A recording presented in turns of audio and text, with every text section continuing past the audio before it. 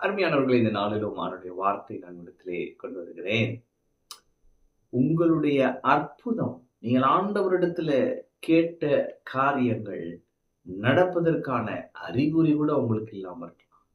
அல்லது இது நடக்குமா ஒரு அடையாளம் அது கூட இல்லாம இருக்கலாம். ஆனா நான் சொல்றேன், அற்புதம் நடக்கும். ஏன் அப்படின்னா, இந்த தேவன் அற்புதங்களை செய்கிற கர்த்தர். எந்த சூழ்நிலையிலும் அற்புதங்களை செய்கிற நல்ல தேவன். இவரால இந்த அற்புதத்தை செய்ய முடியலங்க அப்படின்னு எந்த ஒரு காரியமுமே இல்லை. நீங்க வேதத்தை புரட்டி எங்கனாலும் பாருங்க, அவங்க அவிசுவாசம் இருந்தாலும் அவர் அங்க அற்புதத்தை செஞ்சாரு. கொஞ்சம் அற்புதத்தை செஞ்சாரு. அப்படிப்பட்ட நல்ல தேவன் அவன். இவங்க அவரை மட்டுப்படுத்துறாங்க என்றாலும் அவங்களுக்கு ஒரு அற்புதத்தை செஞ்சார். நல்ல தேவன் அவன். வசனத்தை படிக்கிறேன் பாருங்க. 2 ராஜாக்கள் 3:17-18. நீங்கள் காற்றையும் காண மாட்டீர்கள், மழையையும் காண மாட்டீர்கள். ஆனாலும் நீங்களும் உங்கள் ஆடு மாடுகளும் உங்கள் மிருக ஜீவன்களும் குடிக்கும்படிக்கு இந்த பள்ளத்தாக்கு தண்ணீரால் நிரப்பப்படும் என்று கர்த்தர் சொல்லுகிறார். இது கர்த்தரின் பார்வைக்கு அற்ப காரியம். மோவாபியரையும் உங்கள் கையில் ஒப்பு கொடுப்பார். ஒரு ரெட்டிப்பான ஜெயத்தை கர்த்தர் செய்ய போகிறார் உங்க வாழ்க்கையில. இந்த நாளிலே ஒரு ரெட்டிப்பான ஜெயம். என்னன்னா, இவங்களுக்கு ஒரு பிரச்சனை வந்துருச்சு, தண்ணி இல்லை. அப்ப வார்த்தை வருகிறது, நீ காற்றையும் காண மாட்டாய், மழையையும் பார்க்க மாட்டாய். அப்ப காற்றையும் காண மாட்டானா மழை வர்றதுக்கு அறிகுறியே இல்லை. மழையும் பார்க்க மாட்டேன், ஐயோ அதுதான் வேணும், அடையாளமும் இல்லை. ஆனா வசனம் போட்டிருக்கு, வாய்க்கால் தண்ணீரால் நிரப்பப்படும். தண்ணீரால் நிரப்பப்படும். நான் சொல்றேன், உங்க அற்புதம் நடக்கிறதற்கு அறிகுறி கூட இல்லை, அடையாளம் கூட இல்லை. ஆனா அற்புதம் நிச்சயம் நடக்கும். ஏன் அப்படின்னா, இது கர்த்தரின் பார்வைக்கு அற்ப காரியம்.